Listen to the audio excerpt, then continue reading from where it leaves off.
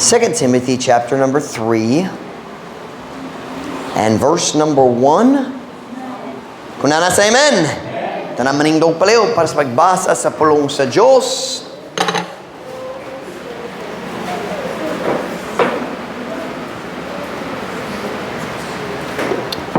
It has been a warm day. 2 Timothy chapter number 3 and verse number 1. I'm going to read verse 1 through 5 in English, then I'm just going to read verse 5 in Visayan, then one other verse atong lantaon sa dali pa ta mag-ampo. 2 Timothy chapter 3 verse 1. This know also, that in the last days perilous times shall come, for men shall be lovers of their own selves, covetous, boasters, proud, blasphemers, disobedient to parents, unthankful, unholy. Let me just point out, everything we just read are mistakes that Christians make and unsaved people. Verse 3, without natural affection, truce breakers, false accusers, incontinent, fierce, despisers of those that are good, traitors, heady, high-minded, lovers of pleasures more than lovers of God. We could preach on that for a long time. Verse 5, the text verse tonight, having a form of godliness, but denying the power thereof. From such turn away. Probably the primary application of this verse is toward the lost. But there is certainly an application for the saved in this verse. Bisaya, nga nagabaton sa uskadagway sa pagka-Diyos nun, apan nagalimod sa gahom ni ini, gikan sa mga ingon ni ini, palayo. Now go with me to 1 Corinthians chapter 4 and verse number 20. 1 Corinthians chapter 4, one very short verse. 1 Corinthians chapter 4 and verse 20. Kunana, say amen.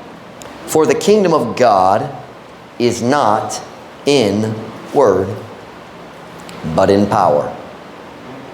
Kaya ang gingharian sa Diyos dili sa pulong apan sa gahom. I think the message tonight, more nga mensahe karon dili taas. Murag mubo. I know recently I've had a lot of longer messages. I think tonight we're going to get out early. Pero mangayo ko kumumaminaw. Murag dali ko magsinggit-singgit, murag dali ko magdagan-dagan. Pero ang kamatuoran karong gabi kikinahanglan ka nato.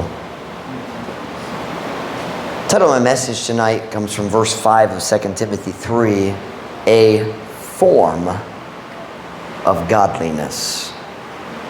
A form. Gi-translate usa ka dagway sa pagka-Diyos nun. I think I agree with that translation. We could also use forma, but I think I like the word dagway.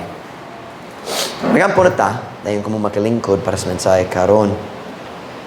Holy Father, thank you for today, Lord. Thank you for your goodness to us. I pray, Lord, that you'd bless the service right now. I pray you'd fill me with your spirit. Thank you, Lord, for meeting with us already and encouraging us with the music and a little bit of Christian fellowship, a little bit of fun. Lord, I pray, God, that you'd fill me with your spirit as I bring the message tonight. Bless us, dear God. Please, Lord, help me, Lord. I need you. Pray in Jesus' name. Amen. Pwede ka mo maglingkod.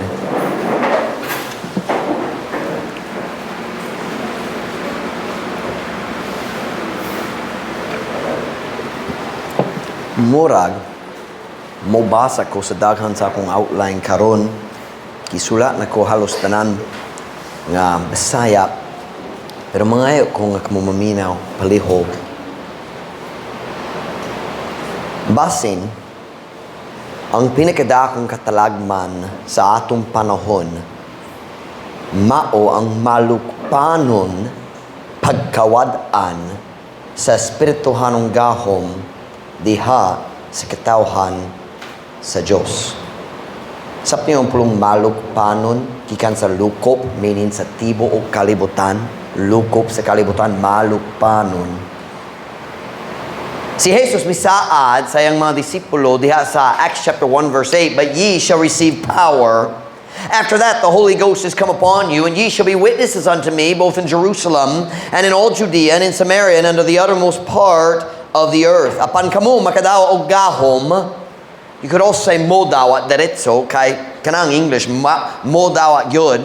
Apan kamo makadawa og gahom. Human ngang balang espiritu moabot nga na kaninyo, kamo mahimo nga mga saksi ngani kanako sa Jerusalem ug sa tibok Judea ug sa Samaria ug ngadto sa kinatumyan nga bahin sa yuta. Si Jesus miingon kamo makadawa og gahom.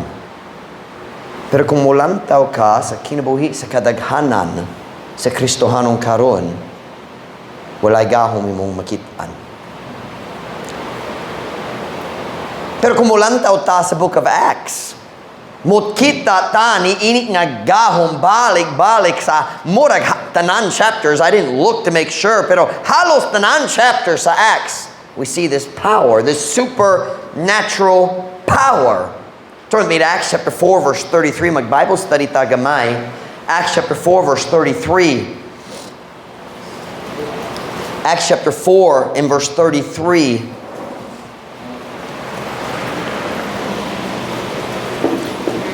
Kunana sa amen.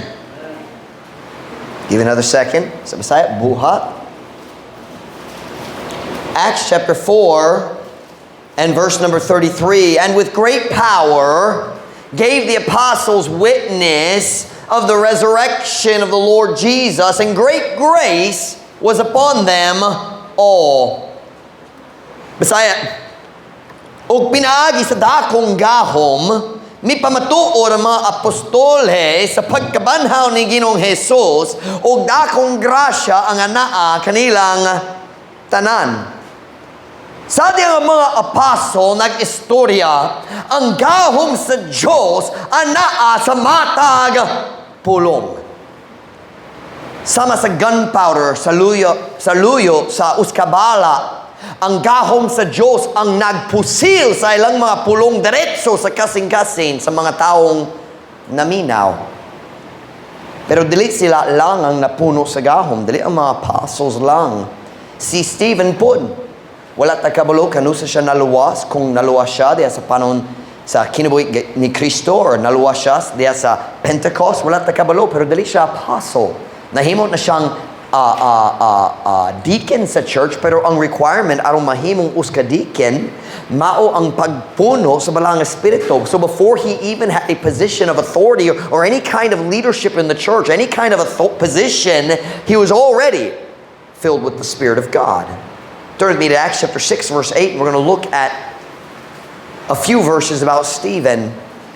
Siyempre si Stephen ang unang Christian nga namatay alang sa iyang pagtuo. Diya sa, would that be Acts chapter 7, namatay siya sa katapusan sa Acts chapter 7. Acts chapter 6 and verse 8, kung nasa, amen? "And Stephen, full of faith and what? Did great wonders and miracles among the people. Then there arose certain of the synagogue, which is called the synagogue of the Libertines, and Cyrenians, and Alexandrians, and of them of Cilicia and Asia, disputing with Stephen." Kana nga pulong disputing, nagpasot nakiglalis. Let's see if they translate it that way. Yep, nakiglalis yun ang niyang gi-translate. Verse 10, "And they were not able to resist the wisdom and the spirit by which he spake." Wala sila'y dag-anan batok kaniya. That's why in verse 11, they cheated, nag-slander sila, nagbutang-butang aron makapatay kaniya. When the devil can't win, he cheats. Acts chapter 6 verse 8, sa Messiah ug si Esteban nga puno sa pagtuo ug gahom, mihimo og dagkong kahibulongan ug mga milagro diha sa katawhan, Unya, dihay mi barong nga pipila gikan sa sinagoga nga gitawag ang sinagoga sa mga Libertina o sa mga Sirenianhon o sa mga Alejandrianhon o kanila sa Cilicia o sa Asia nga nakilalis ni Esteban o sila wala makahimo sa pagpakigbatok sa kaalam o sa espiritu nga pinaginiini siya sulti. Si Stephen dili ka apostle apan napuno gyapon siya sa gahom. Sa diyang nagastorya siya ang gahom sa Diyos anaa sa iyang mga pulong. Sukad sa sinugdanan, ang Diyos naglaraw nga ang mga Kristohanon maghimo sa iyang buluhaton pinaagi sa gahom nga naglabaw tanan tawhanong gahom nga iya nini yutaa. God never planned for us to do God's work in our own power. Ang Diyos what good nagplano nga kita maghimo sa iyang ministry pinaagi sa gahom sa atong natro nga unod. But the simple truth is ang kadaghanan sa Kristohanon wala gyud nag-experience niya nga gahom ng Diyos nag-offer.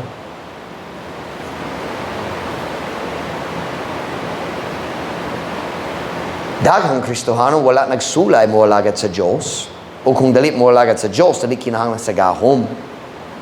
Pero napay daghan nga nagalagad sa Ginoo pinaagi sa ilang sa strength sa ilang personality, sa strength sa ilang kaugalingong character, trying to do the work of God in the power of man. Ang gahom sa tao mao lamang ang power of persuasion. Something of persuade, magpatuo, mag-push, aron magsulay, mag-change sa huno-huna sa tao. Ang mga bright nga tao, magsulay nga, muporma sa maayo nga mga pamahayag, aron magdani sa uban nga mag-uyon kanila. The power of persuasion, that's the power of men. And I'm sorry to say nga bisan daghang Baptist pastors karon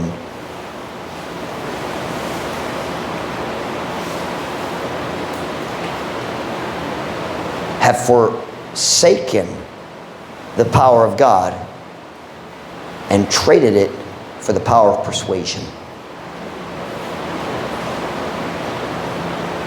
Pero gikan sa sinugdanan kana dali ang plano sa Ginoo o kana dili ang atong makit-an diha sa Biblia. For the kingdom of God is not in word but in power. Somebody please explain to me why Truth Baptist Church exists in Dapitan. Even the non-Baptists know you can't start a church in Dapitan. Ang foreigners gikan sa US, taga Dapolo, nagastori sa papa ni Ma'am Ruth sa barko, Amerikano na sila pero Pinoy. Ug siya nagyong, akong naugangan, akong son-in-law, siya siyempre nag-English siya, I can't remember son-in-law right now. He said, akong son-in-law nag-start sa church dito sa Dapitan. He said, murag 50, 60 katao magsimba sa Domingo. Ug duha katao wala naluwas, dali interesado, nagsulay siya, nag-share nila. Well, dali sila interesado, datot yun sila, successful kayo. Mga doctor, nalimot ko unsa ilang trabaho. Pero ang usa nagtubag, wow, sa Dapitan? Kayong Dapitan, katolik yun sila dito. Murag siya puri Katolika. Please explain to me why Truth Baptist Church is here. Dili pinagi sa gahom ni Pastor Mike, ako musa ni mo niana. There is a supernatural power that God wants to use in our lives. But the sad truth is, a lot of Christians don't have it.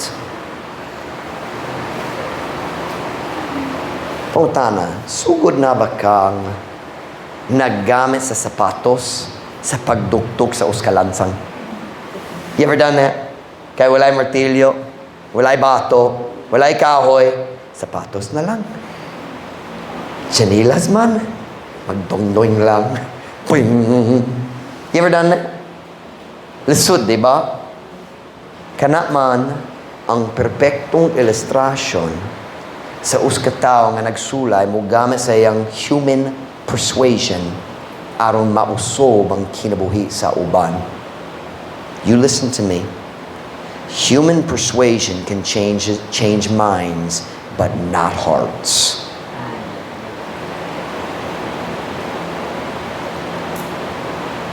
Ang pag-usob sa kasing-kasing sa tao mao ang resulta sa gahom sa Diyos.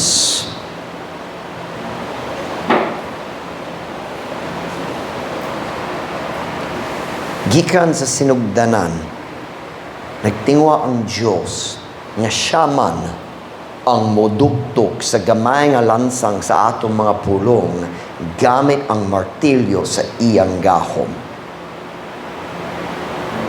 That's God's plan. Turn with me to Joel chapter 2 verse 28. Just a tiny bit of doctrine to give context to this subject. Joel, only 3 chapters in Joel. I'll give you 6 months to find it. Miley wins. Joel chapter 2, verse number 50. Joke lang, 28. Well, I 50 diya. I was just trying to confuse Miley. Joel chapter 2, verse 28. Joel chapter 2, verse 28. As we read, see if this is familiar.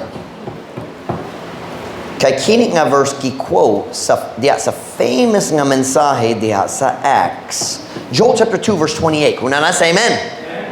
And it shall come to pass afterward that I will pour out my spirit upon, what's the next 2 words? All flesh. Now what is that talking about?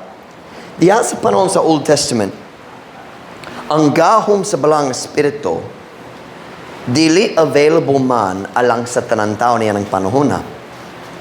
Ang Diyos nagpilit-pilit man sa mga tao nga gipilit gyud aron siya magbubo sa iyang espiritu nga na kanila. The prophets were chosen specifically. He didn't offer the power of the Holy Spirit to everybody in the Old Testament. That changed in the New Testament. It changed in Acts chapter 2. Let me continue reading. And it shall come to pass afterward that I will pour out my spirit upon all flesh, and your sons and your daughters shall prophesy, and your old men shall dream dreams, and your young men shall see visions. Now I want you to notice the power is available for male, female, old, and young.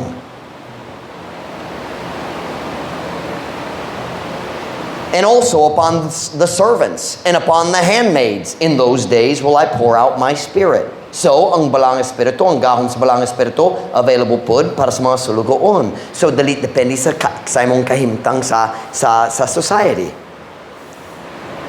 So, Joel is prophesying of a time in the future when the power of the Holy Spirit will be available to anyone who's willing to meet the requirements.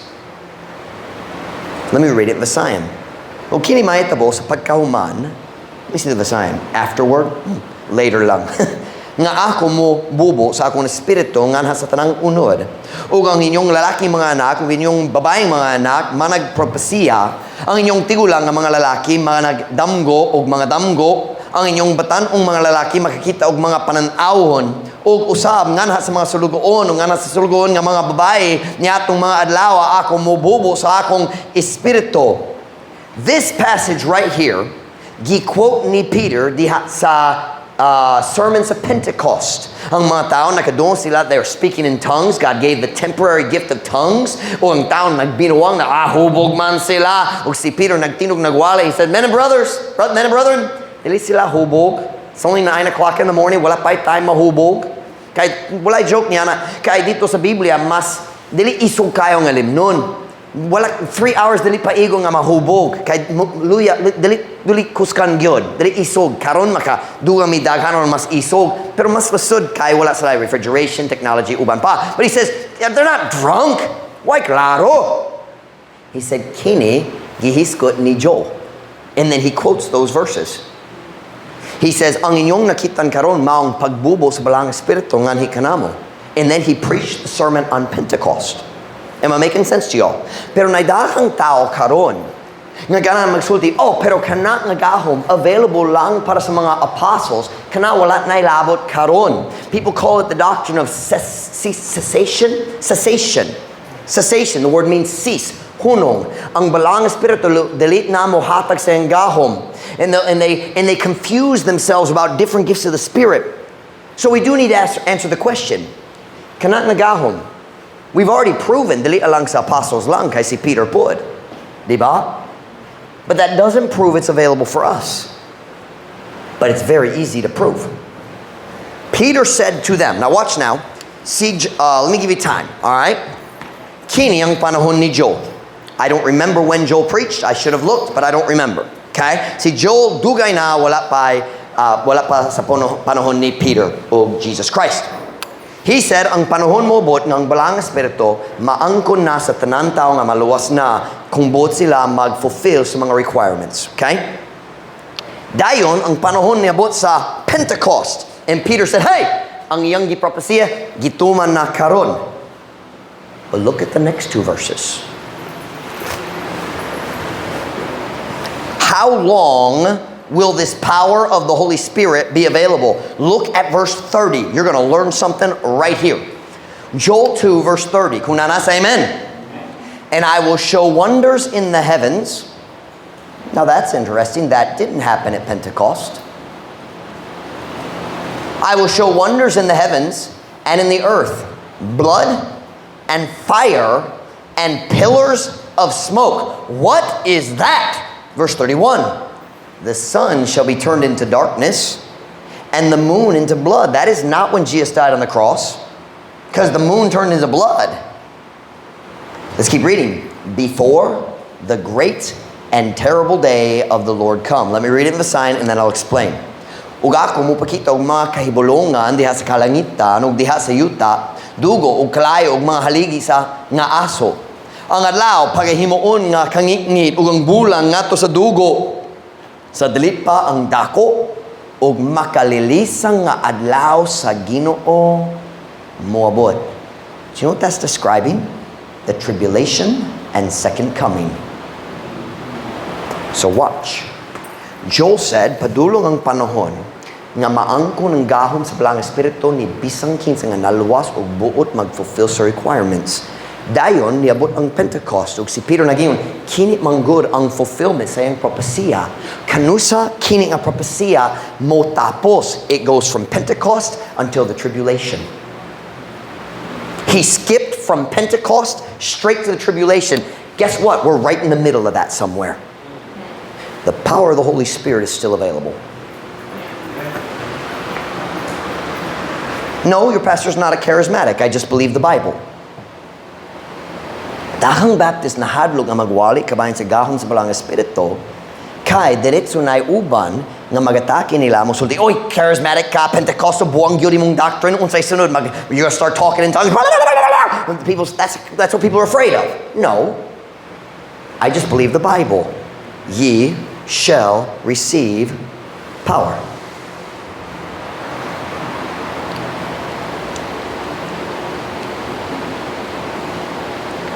So karong gabi, ganan kong mga tanat diretso. Anaa ba ang gahom sa Diyos diya sa imong kinabuhi?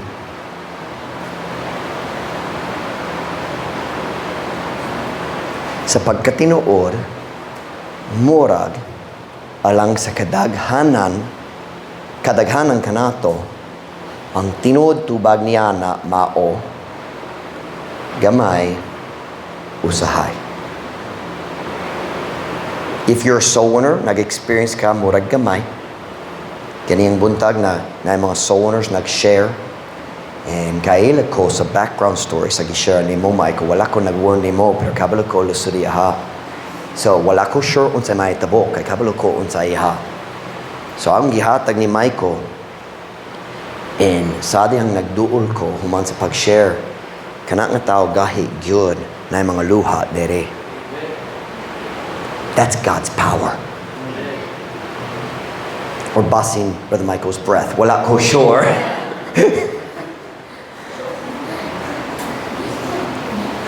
No joke. True story.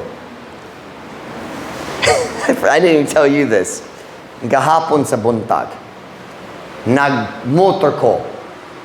Pisa nasa sa Dapolog, mangita sa Pisa para sa akong car.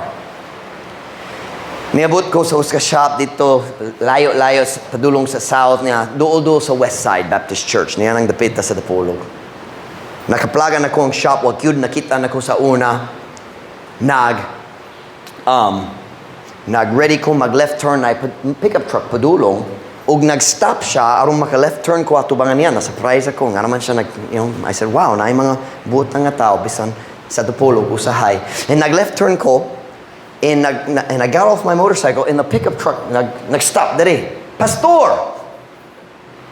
Hi, Pastor, kamusta ka? Siya nagtawag na ko. Ako wala na yun kay wako kaila niya. And I said, Oy, kaila ta? Oh, nami sa wala ko nakasabot. I said, asa ta nagkaila? He was saying WBC, Westside Baptist Church. Pero wala akong nakasabot. WBC. Nagtabi-tabi mi Gamayra. I'm sorry, I don't remember him. It's been a long time since I preached at Westside. And wala ko nahinumdum. Very nice couple, him and his wife, probably 40, a little bit older than me, maybe getting close to 50, wala ko sure. And then, here's what he said. I mean, I'm over here, na yung asawa sa passenger seat, nido nga pickup truck, siya na dito. I mean, driver's seat. So, unsay distinction. I mean, layo man. Gikan, diri nga to ni Beth. And he's like, oh, sorry, Pastor, wala ko nag-toothbrush kaniya. I'm like, I didn't know. No joke. Kana yun ang isulti. I don't know if he thought I was looking at his teeth. Yamin ako, nakita na ko. Yeah.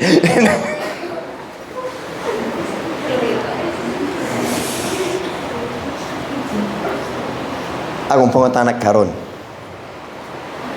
Ana ba ang gahom sa Diyos diya sa imong kinabuhi? Most of us would have to say, gamay, usahay. Why is that? Sa atong kalibutan karon ang kadaghanan sa Kristohanong walay gahom o basin gamay usahay. Para nako, makaplagan na to ang answer, ang pinaka-importanteng answer sa atong unang teksto karon sa 2 Timothy chapter 3. Would you turn there, please? 2 Timothy chapter 3.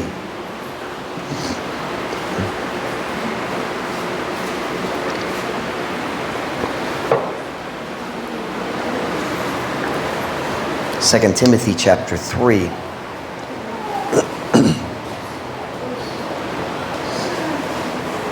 I've already mentioned the context here, but tonight I want to apply this verse to us.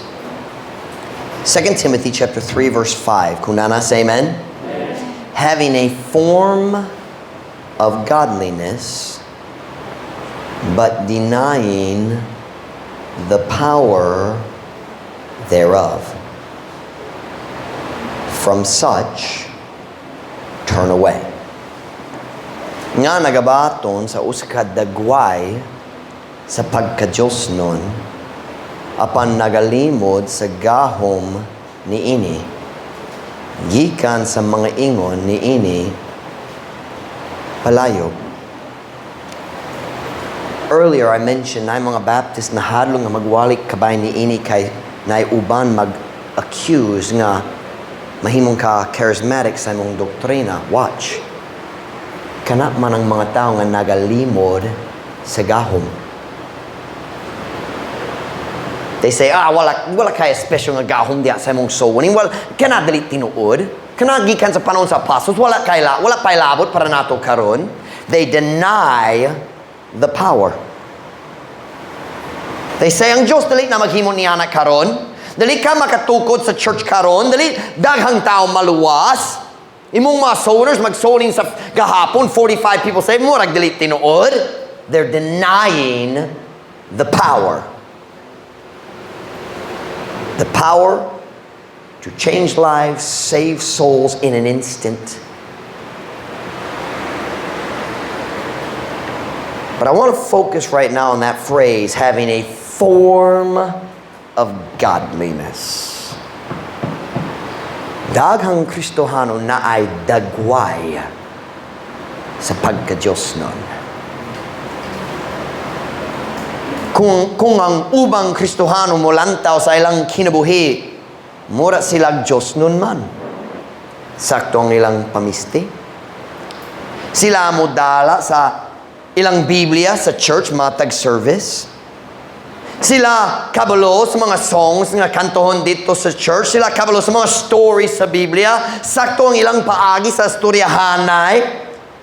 Kamusta ka, brother? Oh, grasya sa Ginoo. Kung na'y taong maluwas, sila mag-Amen! Nahibalo sila sa tanang pulong sa pagka-espirituhanon. Naa sila'y dagway sa pagka-Diyos nun. We have an English expression. We would say it this way: they know how to talk the talk.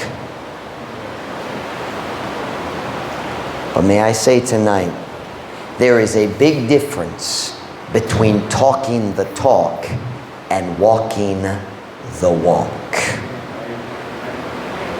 Dako gayud ang diferensya sa espirituhanon istorya o espirituhanon paglakaw.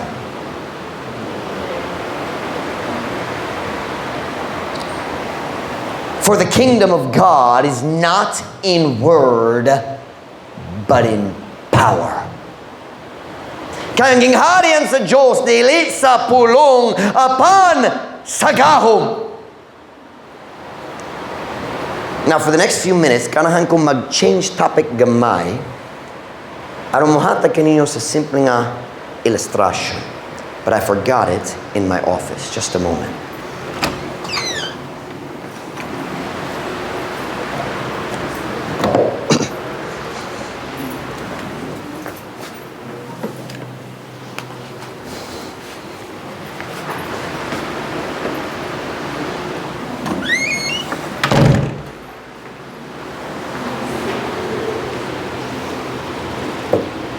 Nakuha po ang tana.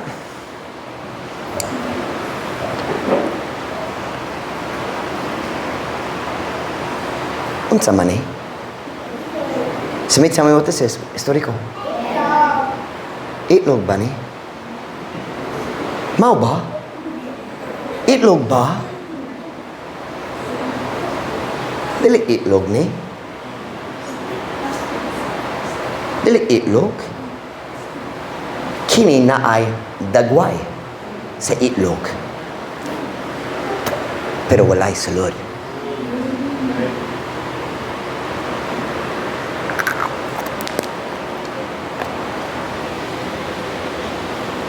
Unsa ni? Itlog yun. Matagbuntag mo ato ko dito sa nanay sa rumukwa sa akong pamahaw. Ako musulor, ako musulti. Upat ka itlog, uska rice, ug sila mo tubag. Upat ka egg, ako magbasay, sila mag-English. Walay joke, ang uban, basin wakabalo sa plong itlog, malibog sila. Upat ka itlog, unsa pa?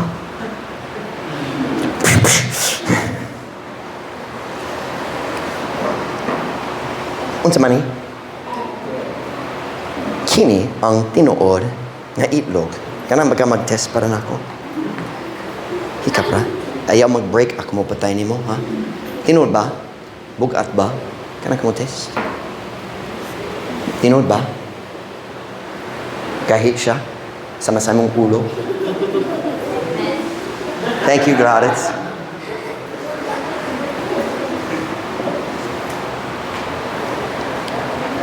Tana. Kinsa di kabalo nga si Jade hanas kaayo sa yang pag-drawing ug uban pa kabalo mo niya na he's almost as good as his pastor. Hapit na. Dili mo pero doon. Panaglitan ako mga sa tabang ni Jade na I said, Jade, I want you to paint this egg. And I want you to make it look real, like this egg, okay? And Jade's smart. Now after this service, Jade is gonna be so proud. I need everybody to make fun of him. Aron dili dako gyud ang ulo, okay? And so Jade puts a filler diya sa crack ug magpinta siya sa tanang puti kayo. Ug mura gyud siya sa uskadako nga itlog. Kung si Jade magpintal gyud aron sakto gyud ang sakto gyud tanawon. Nakoy pungtanan. Kanusa ba ang piso mo gawas? Kanusa? Dili gayud. Kay bisan nindo ang dagway, walay sulod gyapon.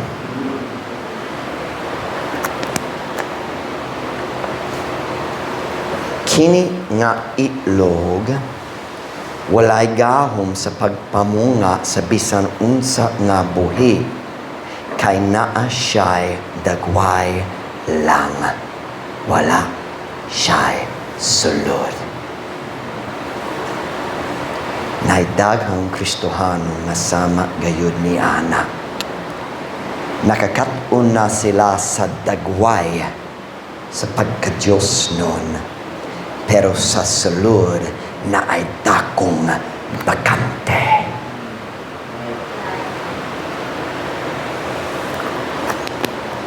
Kana manggayur ang ras nga pipila man ang Kristohanon karon nga napuno sa gahom sa Dios.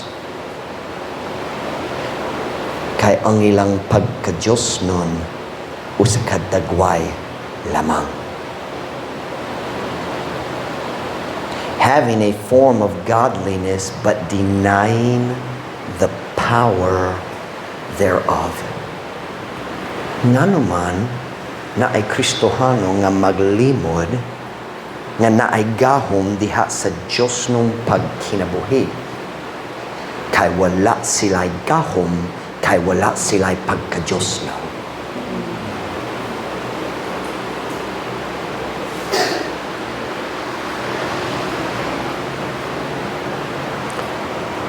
Turn with me to Titus chapter 2, verse 11. You will never separate the power of God from the godliness of your life.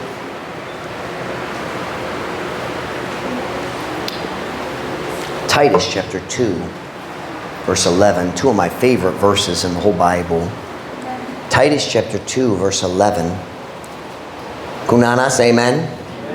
For the grace of God that bringeth salvation hath appeared to all men, teaching us that denying ungodliness and worldly lusts, we should live soberly, righteously, and godly in this present world.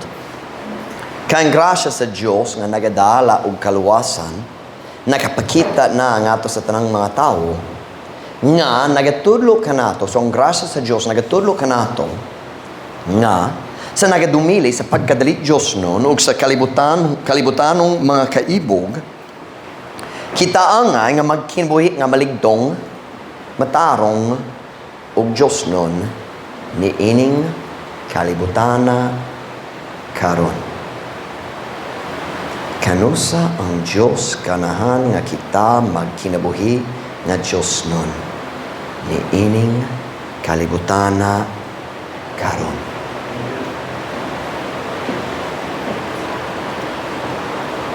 Pwede ba kong mga tanak kanimo? Ang imong pagka-Diyos nun, tinood ba? O usa lang kadagway?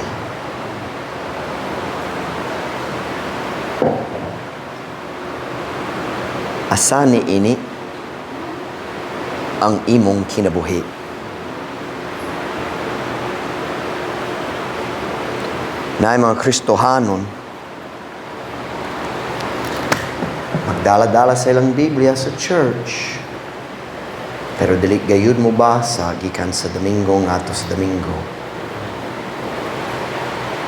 Naay dagway sa pagka-Diyos nun. Pero dako ang bakante sa sulod. Asa man ang gahom sa Kristohanon.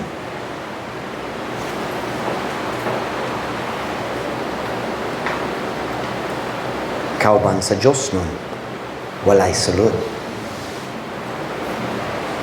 You can't have God's power without a life that supports the message you preach. Say, oh, Pastor Mike, mag-share ko sa gospel na mga tao naluwas. Siyempre, kay gamhanan ng Biblia o gamhanan ng gospel. Pero ikaw mismo walay gahom. I've led people to Christ when I was backslidden. Pero nagsuo ng yapon kay kinahanglan man. Murag kamong tanan nag-share sa gospel sa panahon nga na backslide. And by the way, you should. Ang pag-backslide, dili ko sa karason nga maglikay sa pagsangyaw. Magdugang og lain backsliding, tungod nag-backslide sa uska lugar, magdugang og disobedience diya sa area sa pagsangyaw pod. Dili man. Pero ang uban ninyo, na panahon, nag-share ni mo. Kamo nag-share, I'm sorry. Huwag na taong nakasabot, huwag naluwas. Have you ever gone home saying, how'd that happen? Kay kabalo ko, backsliding yun ko. Pero naluwas siya. Kamahanang Diyos pulong sa Diyos. Pero ikaw nakulang ang gyapon. So can I ask you a question? I had some more verses, but I don't think I'm going to read them. This has not been a deep Bible study. I could show a lot more scripture on what it means to be filled with the Spirit of God. Ang gahom sa balang espiritu. Dili ko magpagaroning nung kabalog ko sa tanan or kanunay mag-feel ko nga na ako'y balang espiritu. But I think my church members know. Ang kamo sa Diyos ang nasa akong kinabuhi. I think you know it. I make mistakes. I know I do. But I get back up. Kumusta ka? Just be honest with yourself. Kung sa bahay mo ang tinuod or ang digway. Let me tell you something. Kini walay gahom sa I lost a word. Pagpamunga sa kinabuhi. Walay gahom.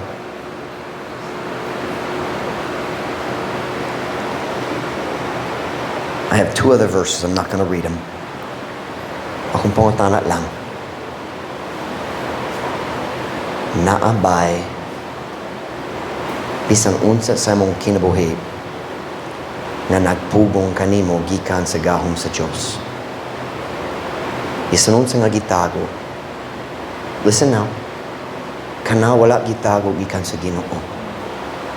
Kanang pinakadakong problema sa church sama ni ini ang pastor is so good. So, di ko ganahan ang pastor kabalo kay, you listen to me, I am not your judge. Many times, kabalo ko ang taong nagtago sa mga butang, I don't even let you know that I know. And I'll be honest, kung kabalo ko kabayan sa salat, diya sa kinabuhi sa tao, dayon ang Diyos giya na ko nga to sa teksto, kabalo ko, maigo siya. Maulaw ko. There have been times I've nakiglalis ko sa Ginoo. Sige, Ginoo, dili ko gana magwalat niya na karon kay kabalo ko unsa ang gibuha. But I always preach what God tells me to preach. O kamo nga naigo, kabalo niya na. So I ask tonight, I'm not going to be specific, I'm not going to go through different sins, I'm not going to, delete man, ang balang espiritu makapakita nimo. Nabay, bisan unsa sa mong kinabuhi, nga pugong kanimo sa gahom sa Diyos. Magsuning ka, nag-experience ka ni ini, magsulay ka, magsangyaw o mura di mong mga pulong just like kani. Come here, Reggie. I'm not being silly. Kini ang imong pulong and it just bounces off. You got no power. Naibala nga walay gunpowder. Empty shell. Thank you. Unsay kinahanglan uspon nimo? What did the Holy Spirit talk to you about tonight? Change it. Kinahanglan ta sa mga Kristohanon na naigahom sa Diyos. Tabita needs a church of Spirit-filled Christians. This city is dying. Napuno sa kinabuhi sa mga tao, naguba sa sala. Ang ilang kinahanglan, mga Kristohanon, na naigahom sa Diyos sa atong kinabuhi. Soul winners filled with the Spirit of God. Sunday school teachers filled with the Spirit of God. Young preachers na puno sa balang Espiritu sa Diyos. The pastor filled with the Spirit of God. Ito na itong kinahanglan. One every head bowed, every eye closed.